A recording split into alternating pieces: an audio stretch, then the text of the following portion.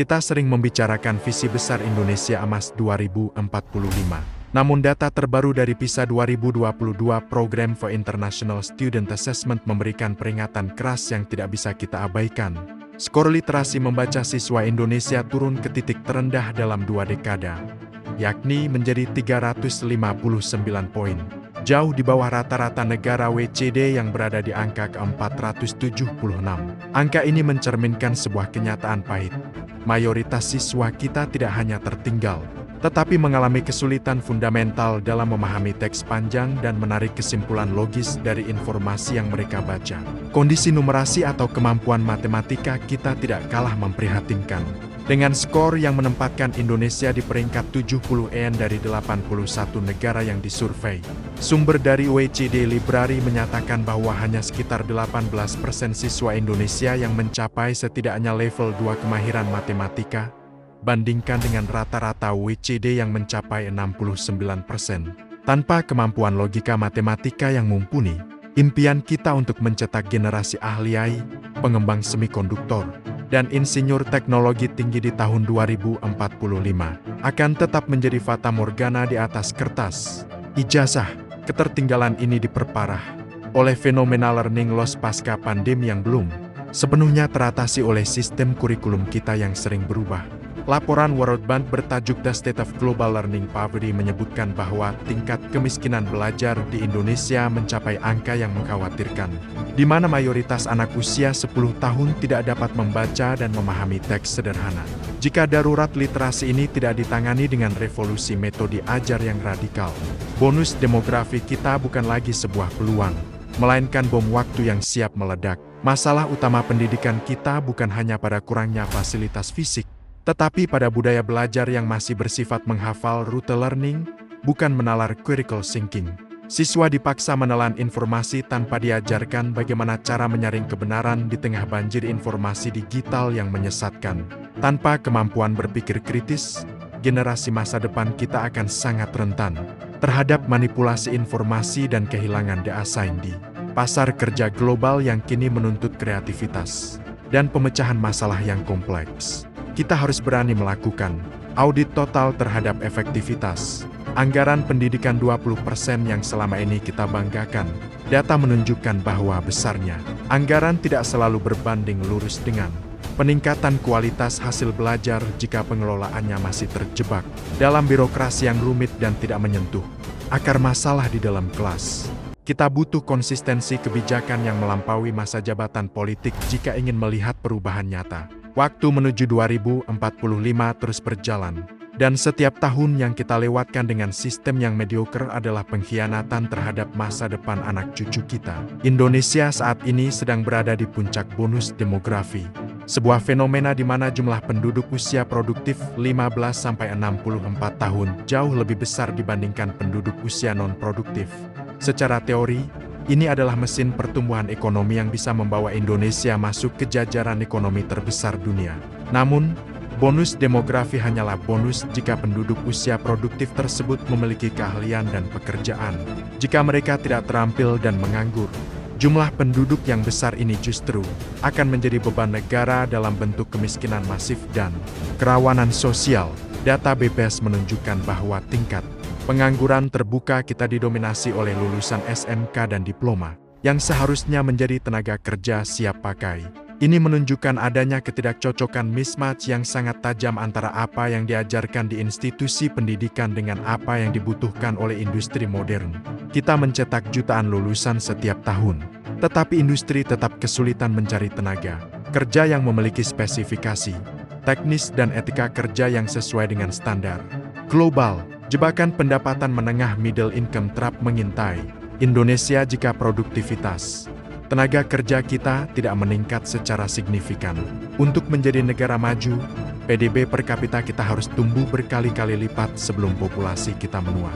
Jika kualitas sumber daya manusia kita tetap stagnan seperti skor PISA kita, maka pada tahun 2045, Indonesia justru akan menjadi negara yang menua sebelum kaya. Kita akan memiliki beban tanggungan lansia yang besar tanpa dukungan ekonomi dari generasi muda yang produktif secara finansial. Tantangan lainnya adalah otomatisasi dan kecerdasan buatan AI yang mulai mengambil alih pekerjaan-pekerjaan administratif dan rutin. Jika sumber daya manusia kita hanya memiliki keahlian yang bisa dikerjakan oleh mesin dengan lebih baik dan lebih murah, maka pengangguran massal adalah keniscayaan. Pendidikan kita harus bergeser fokus pada pengembangan kualitas manusia yang tidak dimiliki mesin, seperti empati, kepemimpinan, dan kreativitas tingkat tinggi.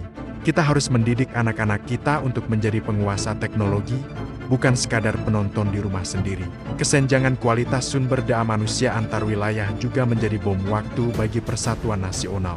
Pendidikan berkualitas masih menumpuk di Pulau Jawa, sementara wilayah timur seringkali tertinggal jauh baik dari segi fasilitas maupun kualitas tenaga pendidik. Jika bonus demografi hanya dirasakan oleh sebagian kecil wilayah, maka ketimpangan ekonomi akan semakin lebar dan memicu ketidakpuasan daerah.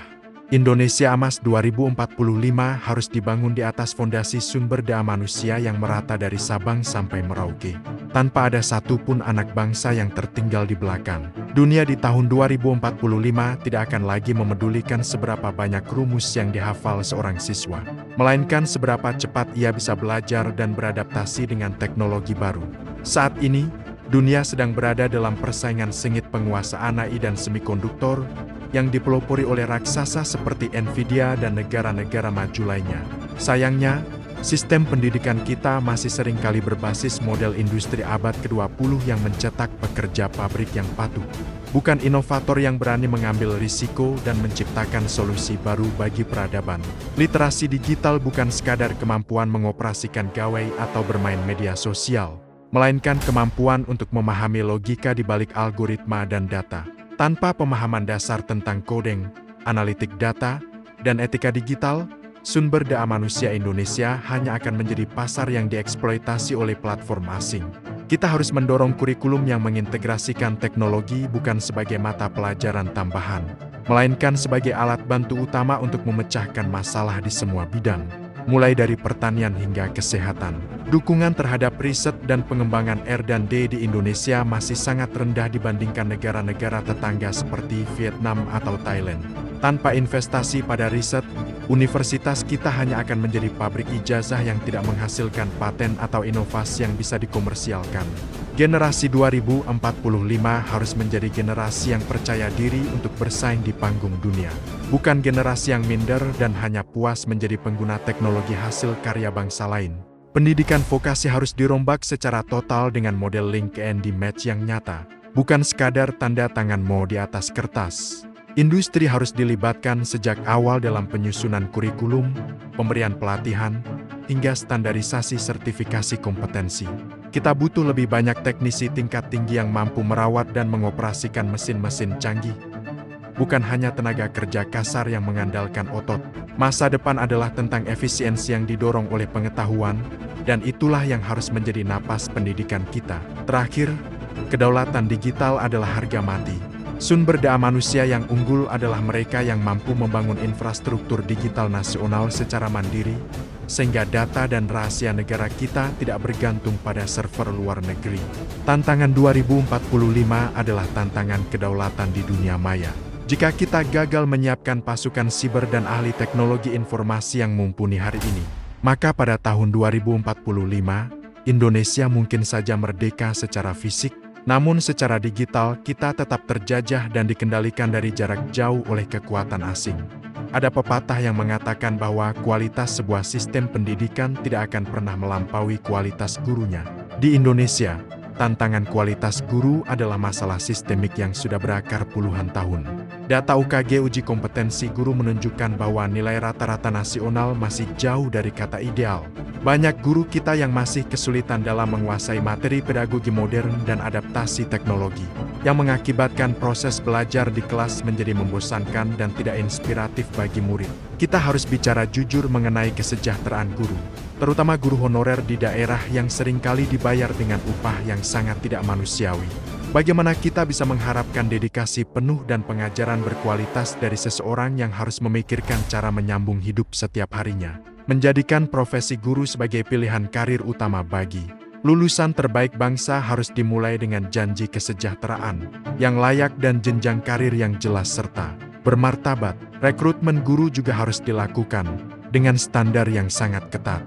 seperti yang diterapkan di Finlandia atau Singapura. Guru masa depan tidak boleh lagi menjadi pekerja administratif yang sibuk dengan urusan berkas sertifikasi, melainkan harus kembali ke kitanya sebagai fasilitator dan mentor bagi pertumbuhan jiwa dan pikiran siswa. Kita butuh guru yang mampu membangkitkan rasa ingin tahu curiosity murid, bukan guru yang hanya memberikan instruksi untuk mengerjakan soal latihan ujian nasional. Pelatihan guru harus dilakukan secara berkelanjutan dan berbasis komunitas. Bukan hanya sekadar seminar formal yang dilakukan setahun sekali tanpa tindak lanjut. Guru harus didorong untuk berkolaborasi dan berbagi praktik terbaik best practices satu sama lain melalui platform digital yang terintegrasi. Di era informasi ini, peran guru telah bergeser dari satu-satunya sumber ilmu, menjadi navigasi bagi siswa untuk menemukan ilmu yang bermanfaat di tengah belantara internet yang menyesatkan. Karakter anak bangsa di tahun 2045 akan sangat ditentukan oleh keteladanan para gurunya saat ini. Jika kita ingin Indonesia emas yang bersih dari korupsi dan memiliki etika kerja yang tinggi, maka nilai-nilai kejujuran dan disiplin itu harus ditunjukkan secara nyata oleh para guru di sekolah. Guru adalah arsitek jiwa bangsa, dan di tangan merekalah nasib Indonesia 20 tahun ke depan benar-benar dipertaruhkan. Membenahi kualitas guru adalah investasi paling murah namun dengan hasil yang paling mahal bagi masa depan kita. Sebagai penutup pembahasan panjang kita malam ini, kita harus menyadari bahwa Indonesia Emas 2045 bukanlah sebuah hadiah yang akan jatuh begitu saja dari langit, melainkan sebuah perjuangan yang harus kita menangkan hari ini. Skor PISA yang stagnan adalah kartu kuning bagi kita semua bahwa ada yang salah dalam cara kita membangun manusia. Jika kita tetap santai dan menganggap bonus demografi akan bekerja secara otomatis, maka kita sedang berjalan menuju kegagalan kolektif yang menyakitkan. Pendidikan bukan hanya tanggung jawab Menteri Pendidikan atau Presiden, melainkan tanggung jawab kita semua sebagai orang tua, kakak, dan anggota masyarakat. Kita harus menuntut standar yang lebih tinggi bagi sekolah-sekolah anak kita, mendukung perjuangan kesejahteraan guru, dan menciptakan lingkungan yang mencintai ilmu pengetahuan di rumah masing-masing. Perubahan besar selalu dimulai dari unit terkecil, dan kesadaran kita malam ini adalah langkah awal untuk merombak masa depan bangsa. Kita berada di persimpangan jalan sejarah yang sangat ekstrem. Pilihan yang kita buat dalam 5 hingga 10 tahun ke depan dalam sektor pendidikan akan menentukan apakah pada tahun 2045 kita akan merayakan kemerdekaan sebagai bangsa yang berdaulat secara ekonomi dan teknologi, atau kita hanya akan menjadi bangsa yang meratap karena kehilangan kesempatan emas akibat kelalaian kita mengelola sumber daya manusia sendiri. Pendidikan adalah satu-satunya mesin waktu yang bisa membawa kita keluar dari jurang ketertinggalan. Marilah kita jadikan narasi Indonesia Emas 2045 sebagai bahan bakar untuk melakukan revolusi pendidikan yang tulus dan berani. Jangan biarkan 2045 hanya berakhir menjadi slogan kampanye politik yang hampa. Jadikan itu sebagai janji yang harus kita penuhi kepada anak cucu kita, bahwa kita telah memberikan mereka modal terbaik untuk bersaing di dunia yang semakin tidak menentu, yaitu otak yang cerdas, karakter yang kuat, dan jiwa yang merdeka. Terima kasih telah menemani sesi maraton di Geonusa Journal malam ini. Teruslah kritis, teruslah belajar, dan jangan pernah berhenti untuk peduli pada kualitas manusia Indonesia. Masa depan ada di tangan mereka yang mau mempersiapkan diri hari ini. Saya pamit, selamat malam, dan sampai jumpa di analisis dunia berikutnya. Mari kita kawal pendidikan kita demi Indonesia yang benar-benar berdaulat di tahun 2045.